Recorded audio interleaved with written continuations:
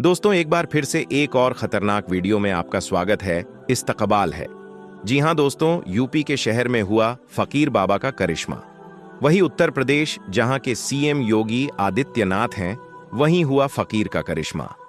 प्यारे दोस्तों, आज एक और नायाब वीडियो आपके लिए लेकर आए हैं, जिसको सुनकर यकीनन आप मचल जाएंगे। और ये वीडियो कहां से आ रही है, ये भी आपको बताएंगे। और ये फकीर बाबा कौन है, क्या करिश्मा हुआ, मुकम्मल इंफॉर्मेशन आज आपको देने वाले हैं। तो दोस्तों, जल्दी से वीडियो को एक प्यारा सा लाइक कर दें और चैनल को भी सब्सक्राइब कर दीजिए और बेल के बटन को भी ऑन कर दीजिए, ताकि आने वाला हर वीडियो सबसे पहले आप तक पहुंच सके। दोस्तों, उत्तर प्रदेश, जहां के सीएम योगी आदित्यनाथ हैं, उसी यूपी में एक फकीर रहा करता था। दोस्तों, किसी शहर में वो फकीर बाबा एक रेस्टोरेंट, एक होटल के सामने रहते थे और होटल के सामने रहकर वो लोगों से पैसा वगैरह मांगा करते थे। और फिर दोस्तों, ऐसा भी होता कि फकीर बाबा रेस्टोरेंट के सामने बैठे रहते और बैठने के बाद खाने पीने को जब नहीं मिलता तो रब की बारगाह में वो दुआ करने लगते कि या अल्लाह, तू इस होटल में इतनी भीड़ कर दे, इतनी भीड़ कर दे कि इसी भीड़ के अंदर मैं भी घुस जाऊं और घुसने के बाद खाना वाना खाकर भीड़ के आड़ में मैं यहां से निकल जाऊं। बहरहाल दोस्तों, फकीर की दुआ है, मजलूम की दुआ है, और अल्लाह रब्बुल आलामीन कब किसकी सुन ले, कोई बता नहीं सकता। बहरहाल वो फकीर, वो मांगने वाला, उस रेस्टोरेंट के सामने बैठकर दुआएं करता, और जब दुआ करता तो ना जाने कहां से बहुत ज्यादा भीड़ आ जाती, बहुत ज्यादा रश हो जाता उस रेस्टोरेंट के अंदर। और उसी भीड़ में ये भी जो फकीर थे, वो भी रेस्टोरेंट के अंदर चले जाते, खाना खाते, और भीड़ की आड़ में ये निकलकर वहां से 9-2-11 हो जाते। इसी तरीके का मामूल चलता रहा। कुछ दिन इस तरीके से गुजर गए तो रेस्टोरेंट का एक जो वर्कर था, एक जो वेटर था, उसने इस चीज को देखा कि फलां जो फकीर है, मांगने वाला है, जो भीड़ की आड़ में अंदर घुसता है रेस्टोरेंट में, और रेस्टोरेंट में खाना खाने के बाद बगैर पैसा दिए ही वहां से निकलकर चला जाता। जब उसने कुछ दिन इस चीज को नोटिस कर लिया कि इसकी ये आदत हो गई है कि ये आता है भीड़ में और भीड़ में ही खाना वाना खाकर ये चला जाता है, पैसा भी नहीं देता है, उसने इस बात को रेस्टोरेंट के जो मालिक था, मैनेजर था, उसको कह दिया कि हमने एक फकीर को देखा है जो रेस्टोरेंट के बाहर में ही बैठा रहता है। जब रेस्टोरेंट में भीड़ ज्यादा बढ़ जाती है तो उसी दरमियान वो भी रेस्टोरेंट के अंदर आता है और आने के बाद वो खाना खाकर चला जाता है। तो आप ऐसा करें कि अगली बार वो आए तो उसको पकड़े और उसको पकड़कर सारा पैसा वसूल करें। रेस्टोरेंट का जो मालिक था, उसने कहा कि अच्छा ठीक है, आने वाले वक्त में हम इसका ख्याल रखेंगे और उसको बताएंगे कि क्यों ऐसा करता है। बहरहाल मालिक ने उस रेस्टोरेंट के वेटर को यह बात कह दी और वेटर चला जाता है। इधर दोस्तों, दूसरे दिन फिर उसी तरीके से वो फकीर दुआ करता है कि अल्लाह, भीड़ हो जाए और मेरे दाना पानी का इंतजाम हो जाए। बहरहाल फिर अचानक से रेस्टोरेंट में भीड़ हो जाती है और इसी भीड़ के आड़ में फकीर वहां पर खाना खाता है और चला जाता है। लेकिन रेस्टोरेंट का मालिक कुछ भी उसको नहीं कहता है। फिर यही मामला चलता रहता है। सप्ताह बीत जाते हैं, महीना बीत जाते हैं, लेकिन मालिक उस फकीर को कुछ नहीं कहता है। गुस्से में एक दिन वो रेस्टोरेंट का वेटर आता है, कहता है कि मैंने उस फकीर के बारे में आपको बताया था कि भीड़ की आड़ में वो फकीर आता है और खाकर चला जाता है, आखिर आप उसको कुछ क्यों नहीं कहते हैं। ये सुनने के बाद मालिक कहता है कि सुनो, उनके ऊपर मेरा भी ध्यान रहता है और मैंने कई बार ये देखा है कि मेरे रेस्टोरेंट के बाहर, होटल के बाहर वो दुआएं करता रहता है कि या अल्लाह, इस होटल में भीड़ हो जाए और इसी भीड़ के साए में मैं खाकर निकल जाऊं।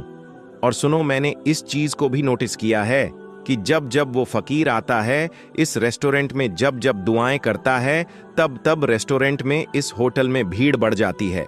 शायद उस फकीर की ये दुआ का असर है कि अल्लाह तबारक ताला यहां लोगों को भेज देता है और होटल में बहुत ज्यादा भीड़ हो जाती है और मैं जानबूझकर उसको कुछ नहीं कहता हूं और खाना खाकर जाने दे देता हूं, ताकि अगले दिन भी वो फकीर यहां पर आए और उसकी दुआ से अल्लाह तबारक व ताला मेरे होटल में बरकत कर दे।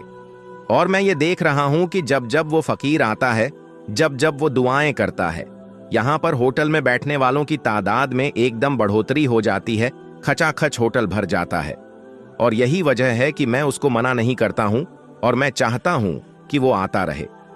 शायद उसी के बहाने अल्लाह तबारक व ताला हम लोगों की रोजी में बढ़ोतरी कर देता है और हम लोगों की होटल में खचाखच सारा सामान बिक जाता है। और इसी चीज को देखकर उसको हम मना नहीं करते हैं, क्योंकि फकीर की दुआ टल नहीं है, मजलूम की दुआ टल नहीं है, और वो फिर एक प्लेट खाकर चला जाता है। लेकिन उसकी दुआओं का ये असर है कि आज हमारे होटल में, हमारे रेस्टोरेंट में आने वालों की कमी नहीं है। जो कुछ होता है सब बिक जाता है और अल्लाह के फजलो करम से कारोबार बहुत अच्छा चल रहा है। और इसी चीज को देखकर मैं उस फकीर को नजरअंदाज कर देता हूं कि वो यहां पर आए और खाकर चला जाए, यानी मैं जानबूझकर भी उसको नहीं टोक रहा हूं। तो दोस्तों, फकीरों की दुआ लग जाती है और अल्लाह तबारक व ताला मजलूम की दुआ सुनता है। गरीबों को अगर आप खिलाते हैं तो उसका अज्र जरूर आपको मिलता है। प्यारे दोस्तों, ये वाकया उत्तर प्रदेश के किसी शहर का है जिसको मैंने आपके सामने रखा है। प्यारे दोस्तों, आज भी बहुत सारे ऐसे गरीब लोग हैं, ऐसे लोग मौजूद हैं जिनको 2 वक्त की रोटी भी मयस्सर नहीं होती है। दोस्तों, ये आपके अगर घर में आए, आपके दुकानों में आए, मकान में आए, तो यकीनन इनका ख्याल कीजिए। अगर घर में आता है तो हो सके आधी रोटी या आधा ही खाना, लेकिन इनको जरूर दें। दोस्तों, अगर ये लोग आपके घर में आते हैं तो इनको खिलाने से यकीनन आपकी रोजी घटेगी नहीं, बल्कि इनके खाने से अल्लाह तबारक व ताला आपकी रोजी रोजगार में बरकत अता कर देगा। तो दोस्तों, गरीबों का ख्याल रखिए। अगर वो आपके घर में आते हैं, आपके मकान दुकान में आते हैं, उनको धुतकारे नहीं, अगर हैं तो उनको जरूर दें, और अगर नहीं है तो माजरत तलब कर ले, क्योंकि दिल से जो आह निकलती है वो असर रखती है। या अल्लाह, जितने लोग इस वीडियो को देख रहे हैं, जितने लोग इस वीडियो को शेयर कर रहे हैं, या अल्लाह तू उनकी रोजी रोजगार में बेपनाह बरकतें अता फरमा। या अल्लाह तू उनके खाने में बेपनाह बरकतें अता फरमा। या अल्लाह तू उन्हें जायज रिज़्क कमाने की तौफीक अता फरमा। दोस्तों, हर शख्स ये जानना चाहता है कि अल्लाह ताला उससे राजी है या नहीं, और ये कैसे पता चले कि अगर अल्लाह ताला हमसे नाराज है या राजी है, ये कैसे पता चले और इसकी निशानियां क्या है। तो हम आज इसी के बारे में बात करेंगे कि अल्लाह जब राजी होता है तो हमारे ऊपर 4 निशानियां जाहिर होती हैं। तो वो 4 निशानियां कौन सी हैं, आगे इस वीडियो में हम आपको बताएंगे। दोस्तों, हजरत मूसा अलैहिस्सलाम अल्लाह ताला से हम कलाम हुआ करते थे, यानी कि अल्लाह ताला से बातें किया करते थे। एक मर्तबा हजरत मूसा अलैहिस्सलाम ने अल्लाह ताला से पूछा कि या अल्लाह, तेरे खुश होने की क्या अलामत है, यानी तेरे राजी होने की निशानी क्या है। तो अल्लाह तबारक व ताला ने फरमाया, ए मूसा, जिस बंदे से मैं खुश होता हूँ, जिस बंदे से मैं राजी होता हूँ, तो मेरे खुश होने की पहली अलामत यह है कि मैं जिस बंदे पर खुश होता हूँ उसके घर बेटी जैसी रहमत को भेज देता हूँ। दोस्तों, जिस बंदे के घर बेटी पैदा हुई तो समझ लेना उस बंदे से अल्लाह ताला राजी है, यानी उस बंदे से अल्लाह ताला खुश है। और जो बंदा दीन इस्लाम की शरीयत के मुताबिक अपनी बेटी की तरबियत करता है, अपनी बेटी को जवान करता है, यानी अपनी बेटी को दीन इल्म सिखाए और अपनी बेटी को अल्लाह ताला की फरमाबरदारी सिखाए, और उसकी बेटी जब जवान हो जाए तो बेटी का निकाह करके बेटी को रुखसत कर दे, तो अल्लाह ताला ने फरमाया कि मैं ऐसे बंदे पर इतना राजी होता हूँ, इतना खुश होता हूँ कि उस बंदे को क़यामत के दिन बगैर हिसाब किताब के मैं जन्नत में दाखिल कर दूंगा। हमारे प्यारे आका हजरत मोहम्मद मुस्तफ़ा सल्लल्लाहु अलैहि वसल्लम ने अपने सहाबा से इरशाद फरमाया, ऐ मेरे सहाबा, जिस बंदे की 3 बेटियां हों और वो अपने तीनों बेटियों की अच्छी परवरिश करें, मेरे दीन की तालीम दे, तीनों बेटियों को कुरान सिखाए, उन्हें हलाल का लुक्मा खिलाकर तीनों बेटियों को जवान करें, जवान करने के बाद शरीयत मोहम्मदी के मुताबिक, यानी मेरी शरीयत के मुताबिक अपनी बेटियों का निकाह करके अपनी बेटियों को रुखसत कर दे, तो मुझे कसम है अल्लाह पाक की कि वो बंदा मुझे इतना पसंद है कि कयामत के दिन नफ्सा नफ्सी का आलम होगा। वो 3 बेटियों का बाप और मैं जन्नत में इस तरह दाखिल होंगे जिस तरह ये दोनों उंगलियां आपस में मिली हुई हैं। और हमारे प्यारे नब्बी सल्लल्लाहु अलैहि वसल्लम ये बात सुना ही रहे थे कि एक शख्स खड़ा हुआ और फरमाने लगा, या रसूल अल्लाह सल्लल्लाहु अलैहि वसल्लम, जिनकी 3 बेटियां हों वो तो आपके साथ जन्नत में जाएगा, और या रसूल अल्लाह सल्लल्लाहु अलैहि वसल्लम, जिनकी 2 बेटियां हैं वो कहाँ जाएगा। तो हमारे प्यारे आका सल्लल्लाहु अलैहि वसल्लम ने फरमाया, ऐ मेरे सहाबी, 2 बेटियों वाला बाप भी कयामत के दिन जन्नत में मेरे साथ ऐसे ही दाखिल होगा जैसे ये एक उंगली दूसरे उंगली के साथ जुड़ी हुई है। फिर एक दूसरा शख्स खड़ा हुआ और वो कहने लगा, या रसूल अल्लाह सल्लल्लाहु अलैहि वसल्लम, 3 बेटियों वाला तो जन्नत में चला जाएगा और 2 बेटियों वाला भी जन्नत चला जाएगा, वो भी आपके साथ जन्नत में चला जाएगा। लेकिन या रसूल अल्लाह सल्लल्लाहु अलैहि, मेरी तो सिर्फ एक ही बेटी है, तो क्या मैं आपके साथ नहीं जा पाऊंगा? या रसूल अल्लाह सल्लल्लाहु अलैहि वसल्लम, इस नियामत से मैं तो महरूम रह गया।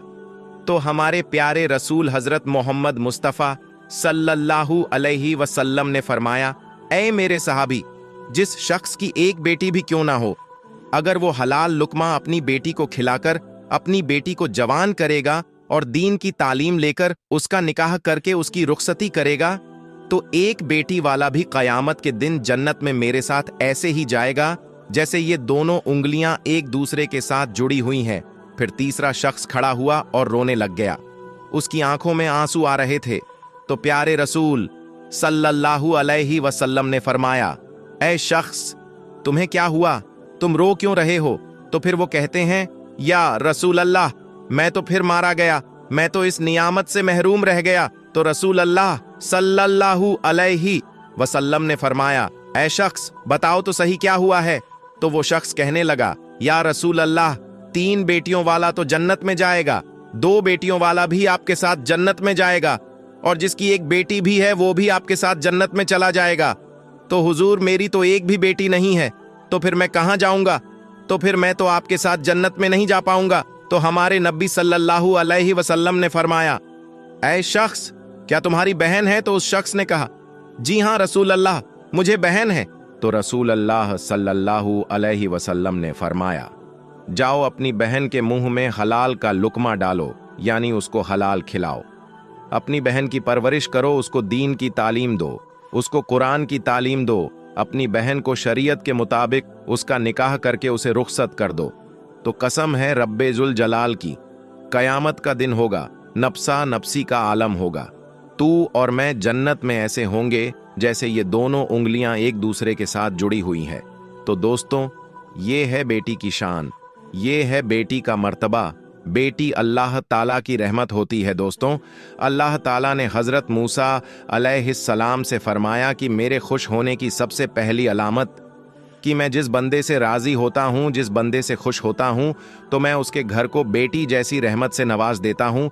और अल्लाह ताला फरमाता है, ऐ मूसा, मेरे खुश होने की दूसरी निशानी ये है कि मैं जिस कौम से राज़ी होता हूँ, तो जो दौलत होती है, जो पैसा होता है, वो बखीलों के हाथों से निकालकर सखियों के हाथों में देता हूँ। और दोस्तों, जब सखियों के हाथ में पैसा आ जाता है ना, तो फिर उसे कौम में खुशहाली आ जाती है, फिर अमन सुकून और चैन आ जाता है, तो फिर उस कौम का हर बंदा खुश नजर आता है। अगर हुकूमत करने वाले लोगों में सखी लोग हो, नेक लोग हो, तो समझ लेना अल्लाह ताला उस कौम पर राजी है। और दोस्तों, अल्लाह हजरत मूसा अलैहिस्सलाम को अपने खुश होने की, अपने राजी होने की तीसरी निशानी ये बताई कि जिस शख्स के माँ बाप उससे राजी है, तो समझ जाना मैं भी उससे राजी हूँ। और दोस्तों, जिस शख्स के ऊपर उसके माँ बाप राजी नहीं हैं, तो अल्लाह ताला भी उस शख्स से राजी नहीं है। और ये बात आप लोग अपने आसपास गौर करके देखिए, आपके मोहल्ले में, आपकी बस्ती में कोई ना कोई एक घर ऐसा जरूर होता है जिस घर में उस शख्स से उसके माँ बाप राजी होते हैं, खुश होते हैं। तो ऐसा शख्स हमेशा अपनी जिंदगी में कामयाबी ही कामयाबी हासिल करता है। और वहीं पर ऐसा घर आपके मोहल्ले में होता ही है जिस घर में उस बंदे से उसके माँ बाप राजी नहीं होते, ना खुश हैं, वो अपने माँ बाप की फरमाबरदारी नहीं करता, तो ऐसा शख्स अपनी जिंदगी में हमेशा नाकाम ही रहता है, उसके काम होते होते रुक जाते हैं। तो मेरे अजीजों, अपने माँ बाप की खिदमत करो, अपनी माँ बाप की इज्जत करो, अपने माँ बाप को राजी करो, अपने माँ बाप को खुश रखो, उनसे दुआएं लो, उनका हाल पूछो, उनसे मोहब्बत से थोड़ी देर गुफ्तगू करो। और अगर तुम्हारे माँ बाप तुमसे नाराज है ना खुश है, तो उन्हें राजी करो, उनसे माफी मांगो। और अल्लाह ताला जिस बंदे से खुश होता है, उस बंदे को अपने माँ बाप की खिदमत में लगा देता है। और दोस्तों, आप नहीं ये सुना ही होगा कि माँ बाप राजी तो खुदा भी राजी। तो अपने माँ बाप की इज्जत करो, उनकी फर्मा बरदारी करो, नेक बानो। और अल्लाह ताला ने हजरत मूसा अलैहिस्सलाम से अपने राजी होने की और अपने खुश होने की चौथी निशानी ये बताई कि जिस बंदे से मैं खुश होता हूं, जिस बंदे से मैं राजी होता हूं, जब सर्दियों का मौसम आता है, जब बाहर ठंडी होती है, बर्फ गिर रही होती है, और दोस्तों ऐसे मौसम में हर बंदा नरम गरम बिस्तरों में सोया हुआ होता है और सुकून की सांसें ले रहा होता है। और जब रात का दूसरा पहर आता है तो सर्दी की रात जो होती है और रात के दूसरे पहर सर्दी ज्यादा बढ़ जाती है, तो अल्लाह ताला फरमाता है कि जब रात का दूसरा पहर आता है तो मेरा जो बंदा होता है, जो इस सर्दी में उठता है और वो ठंडे पानी से वजू करता है और वो मेरी इबादत में अपने सर को मेरे सामने झुकता है, मेरी मोहब्बत में अपने सर को झुकता है, तो ऐसे शख्स से भी मैं मोहब्बत करता हूं और मैं ऐसे शख्स से हमेशा राजी रहता हूं। तो दोस्तों कुछ लोग ये समझते हैं कि अल्लाह ताला ने जिन लोगों को दौलत से नवाजा है, जिन लोगों को इज्जत से नवाजा है, जिनका बड़ा कारोबार है, बड़ी बड़ी गाड़ियां हैं, बड़ा बड़ा घर है, तो ऐसे शख्स से अल्लाह खुश है, ऐसा समझते हैं। लेकिन ऐसा नहीं होता है, होता भी है और नहीं भी होता है, क्योंकि अल्लाह ताला जिससे राजी होता है उसका इम्तिहान लेता है, और अल्लाह जो चाहे वो कर सकता है, और जिससे मोहब्बत करता है उसको आजमाता है। और गाड़ी, बंगला, इज्जत, कारोबार, पैसा, दौलत, ये सारी चीजें अल्लाह ताला के राजी होने की या खुश होने की निशानियां नहीं है। आप हजरत इब्राहिम अलैहिस्सलाम का वाकया, उनकी जिंदगी उठाकर देखिए, उनकी जिंदगी उठाकर देखिए, आपको एक चीज पता चलेगी। हजरत इब्राहिम अलैहिस्सलाम अकेले थे जो अल्लाह पर ईमान रखते थे, जो बुतों की पूजा नहीं करते थे। इसीलिए उनके वालिद भी उनके खिलाफ हुए, उन्हें आग में डाला गया, उनके लोग उनके खिलाफ हो गए। सोचो, अल्लाह ताला उनसे इतनी मोहब्बत करता था और उनके साथ ऐसे ऐसे मामले हुए, अल्लाह की तरफ से आजमाइश थी। और हजरत इब्राहिम अलैहिस्सलाम ने हर आजमाइश को ईमान के साथ, सब्र के साथ, अल्लाह ताला पर यकीन के साथ पूरा किया।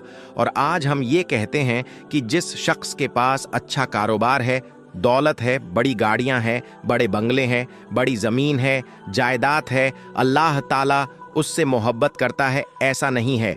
ऐसा हो भी सकता है और ऐसा नहीं भी हो सकता है।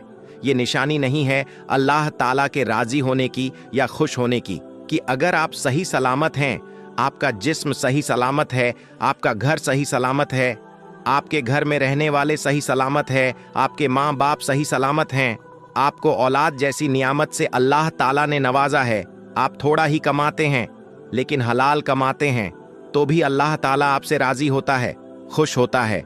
ये भी अल्लाह ताला की नियामतें ही है जो अल्लाह ताला ने आपसे राजी होकर आपको दी है। ये इसका यही मतलब भी निकल सकता है।